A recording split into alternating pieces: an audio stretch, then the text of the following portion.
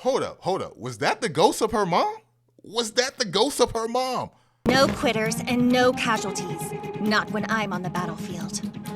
Kikoru. What's up, y'all? We back at it with another chapter of Kaiju number 8, chapter 126. Now, don't get me wrong. This chapter was a solid 10 out of 10. But if they don't show Reno soon and him contributing to this final moment against this ancient kaiju, I'm gonna be highly upset. That's the one thing I feel like this battle is missing. I feel like everyone had a moment against this ancient kaiju except for your boy Reno. I mean, you had Hoshina, you had Gin, you had, Kikoru, you had Mina, as well as Kafka. All of them had a moment against this ancient kaiju, and your boy Reno still hasn't came into play. So I'm really hoping they give him a moment. And I get it, some people may feel like his part was closed up when he was actually able to stand side by side with Kafka when Kafka was trying to go save Mina. I get that, and I do think that was an epic moment for his character as well, just seeing his growth and him being able to showcase to Kafka how powerful he has become. I do get that, but at the same time, I feel like he needs some get back against this ancient kaiju, because just think about number 9 mind is within this guy. So when you think about what number 9 did to your boy Reno as well as Haru when they were when Kafka first met number 9, he really did a number on them. And I feel like as well as Haru, him as well, him and Reno definitely need some get back against this ancient kaiju. Now, I might be the only one feeling like that, and you guys can let me know down below, man. You guys let me know. But yeah, I feel like it's going to be a missed opportunity if they don't allow Reno to show up and aid in some type of way. It could be something as simple as calling out a distraction for Kafka to, to get the final blow or something along those lines. It could be something as simple as that, just long as he has some type of involvement, man. You got people that's in the office that are getting showcased in this moment right now, and your boy Reno hasn't. I get it. Some of these kaijus came back to life, and Reno's probably handling them guys. But yo, hey man, look, man, what are the other guys doing? Let them handle that so that Reno could join this battle. Man, that's just my only gripe about this. This is my only gripe about the last few chapters. But other than that, 10 out of 10. I will say though, this chapter, like I know other chapters of Kaiju number 8 feel fast. This shit felt so damn fast that I literally was like, there's no way. There's no way this is the last panel. There is no way. Well, we only got 24 pages. Usually, I want to say it's about 26 pages if I'm remembering correctly. But like, yo, this shit just went by super fast, super fast. Granted, my girl Kikoru, man, MVP.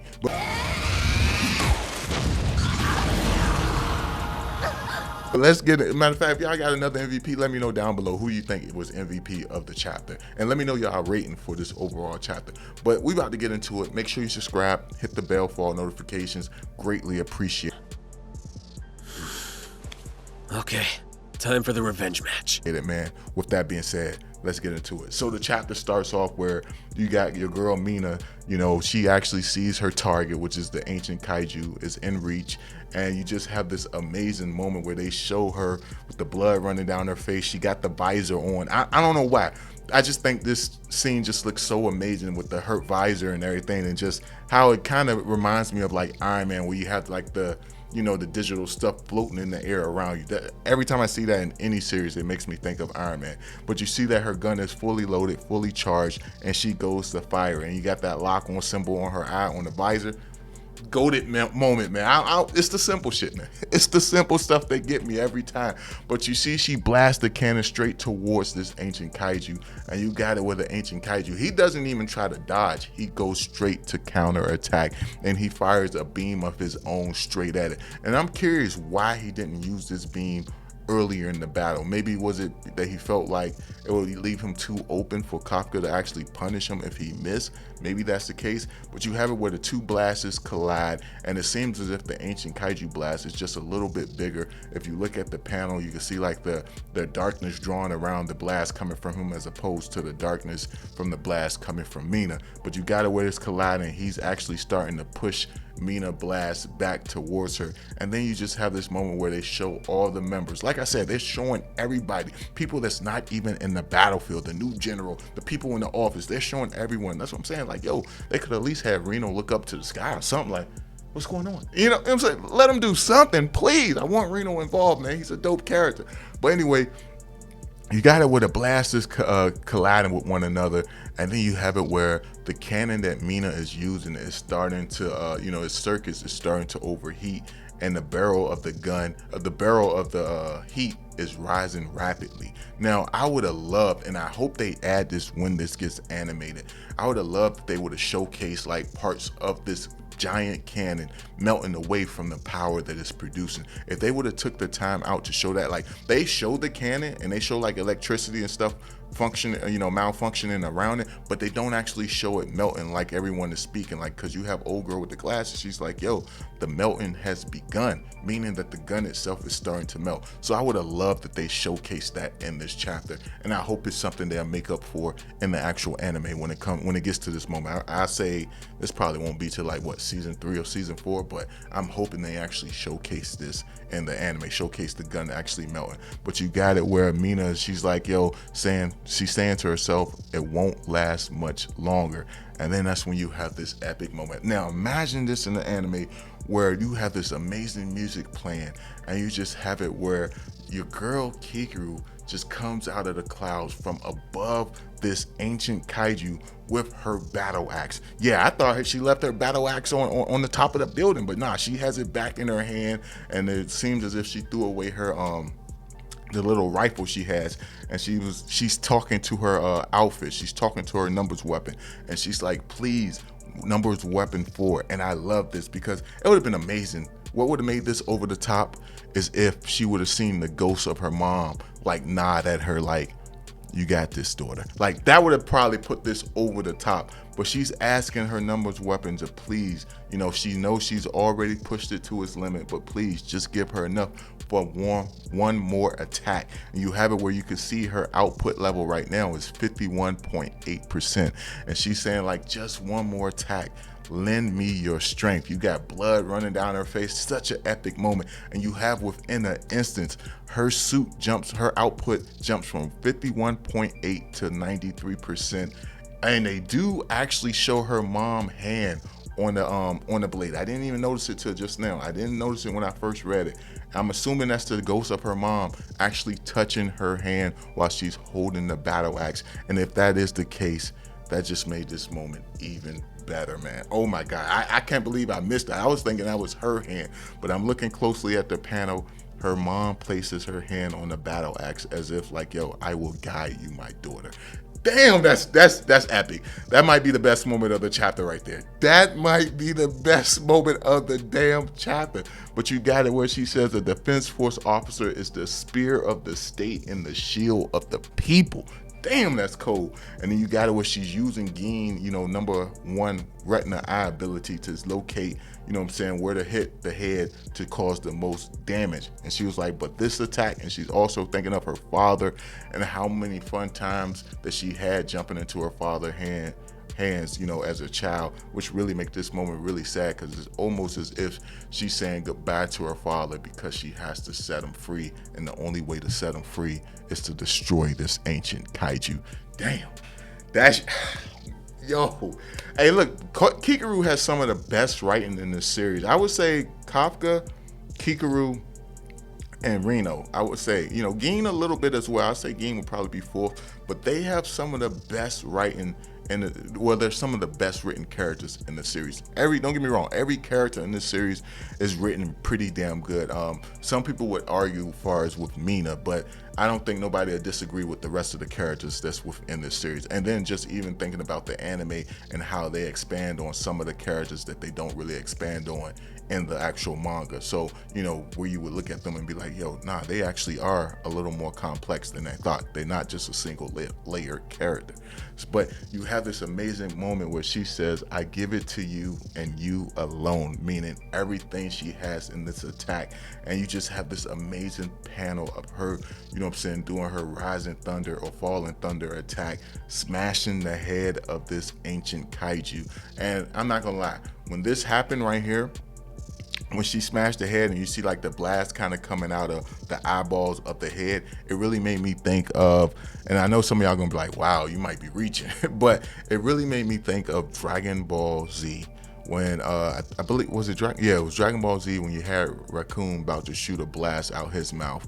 And I can't remember who it was. Either was Vegeta, I think it was Vegeta or Gohan. One of them hit the head of Raccoon while he was shooting a blast, and it caused Raccoon to like pretty much overheat. You had steam coming out of his ears. He lost a couple of teeth from that blast.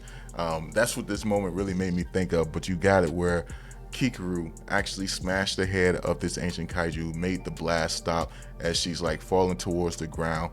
Mina seizes that opportunity to blast straight through this ancient kaiju, and she rips straight through it, man, straight through it. And then as Kikoru's falling to the ground, she says, "Please, Kafka." Yo, oh my God, this is just an epic moment. And then they show Kafka in the middle of the ancient kaiju's body, and he's about to do a attack on it. He's about to punch it with everything he got, and he says, "Leave it to me." Now, of course, we do see the barrier, from number 9 ability surrounding the core, and I'm curious if Kafka is strong enough to shatter it in one shot, or is it going to be one of those things where he damaged it and then it runs off, and we might see him somewhere in the future. Very curious how this is actually going to go down. But I really love this moment where you got Kafka like charging up to punch this spear, this core.